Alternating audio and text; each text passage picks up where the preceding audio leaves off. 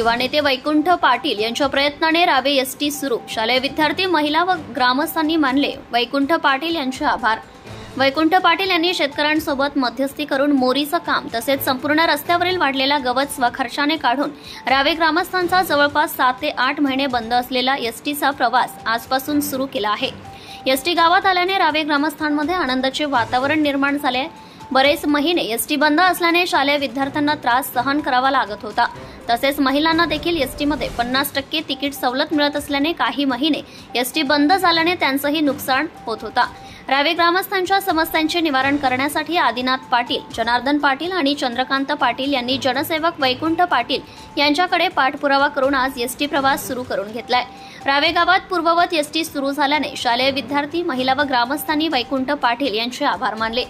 माझ्या गावातील समस्या सोडवणे हे माझे कर्तव्य आहे। गावाच्या हितासाठी जे शक्य असेल ते मी नक्कीच करणार, असे यावेळी भाजप दक्षिण जिल्हा उपाध्यक्ष वैकुंठ पाटील यांनी सांगितले। यावेळी भाजप जिल्हा दक्षिण उपाध्यक्ष वैकुंठ पाटील, जिल्हाध्यक्ष, तालुकाध्यक्ष श्रीकांत पाटील, आदिनाथ पाटील, सत्यवान पाटील, हिरामण पाटील, विजय पाटील, जनार्दन पाटील, नवनाथ पाटील आदींसह ग्रामस्थ उपस्थित होते। महाराष्ट्र न्यूज लाईव्ह पेन प्रतिनिधी प्रदीप मोकल। Subscribe now and press the bell icon. Never miss an update.